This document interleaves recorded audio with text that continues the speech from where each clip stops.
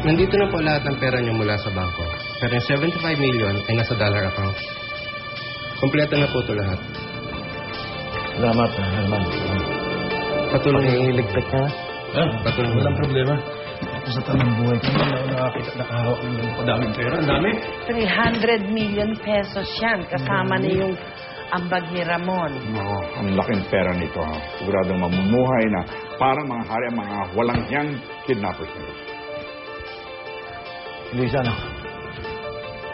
Ayan, andyan yung pera. Ngayon, kumpleto na yan. Ano susunod na gagawin natin? Papa, mag-antay na lang tayo ng text o tawag galing sa mga kidnappers para sa susunod na ng instructions. Elisa. Hindi tama na pupunta ka sa mga kidnappers na wala kang suporta ng pulis. Alam mo, nininervous ako sa gagawin mo yan. Lolo, wala na naman tayong choice eh. Wala na ba tayong ibang pwedeng gawin kundi sumunod sa mga kidnappers na yun? Kung sabihin nila na huwag tayong tumawag ng mga pulis, gawin natin para sa kapakanan ni Nina. Teka, Manong June, Nasaan mo ba si Michael? Naku, hindi ko alam. Kanina lang andito yun eh. Saan kaya nagsuot yung batang yun? Hello, Michael. Kumusta na yung anak ko? O bakit gusto mo makapagkita? May problema ba? Ano nangyari sa anak mo? Ha? Ano ka mo, si Nina na-kidnap? Bakit hindi mo lang report sa akin to? Okay, sige, pag-usapan natin. Saan tayo pwede magkita? Hindi pa ba tumatawag ang mga kidnappers? Lola, hindi pa nga eh.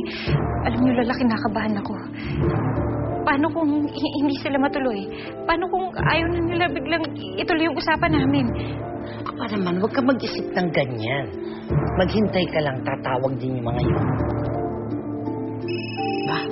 Si Colonel Reyes. Yes, hello? Yeah, kumpadre. Nakakidnap pala ang apo mo. Bakit hindi mo nire-report sa akin? How did you find out na nakidnap ang apo ko, kumpadre? Si Michael? Tinawagan ka? Oh, well, I'm sorry, kumpadre, ha? I cannot talk to you right now.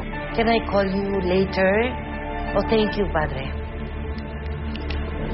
Lola, nag-report ba si Michael kay Luna? Ayun, sabi ni Edgar. Ngayon nga on the way na si Colonel Reyes na magkikita sila ni Michael. Ano ba yun? Ano ba naman yan, Lola? Sinabi ko naman kay Michael na huwag siyang tatawag ng mga pulis o huwag siyang magre-report eh. Diyos ko naman, akala ko napapayag ko na siya sa usapan namin. Well, huwag mo sisihin ang asawa mo. Siguro naman eh, yun din ang baka nag-iisip din siya ng paraan para makatulong at mailigtas si Nina. Well, hindi niya kami natutulungan. Lalo niya lang nilalagay sa panghanib ang anak namin. Ay, naku, utang na loob. Eh, siguro yun lang ang paraan na alam ni Michael eh. Di ba?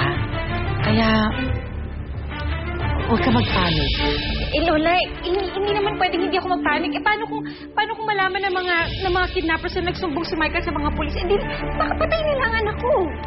Hindi. Ano ka ba naman? Tignan mo, baka yan na yung mga kidnappers. Lola, ito na yung address. Ano? Sinandan nila yung address ko sa kami magkikita mamayang 11 p.m. Eh, sabihan na natin kay Hiner at kay Ramon. Lola, sandali lang hindi niyo pwedeng sabihin. Ano? Teka lang, huwag mo na ngayon. Sabihin niyo na lang mamaya kapag nakaalis na ako. Huwag niyo rin sasabihin kay Michael kasi baka mamaya sundan niya ako eh. Ano ka ba naman? Itatago mo to sa asawa mo? Ililihin mo to? Lola, kapag nalaman niya kung nasan ako, baka mamaya magdala na naman ng mga pulis yun. Ay, ako, Diyos ko, hindi naman siguro, Alisa. Talagang hindi kita mapapayagang pumunta ron na mag-isa. Lola, hindi naman ako mag-isa. May kasama ako, tsaka sigurado ako mapagkakatiwalaan yung kasama ko mamaya. At sino naman ang isasama mo, Aber?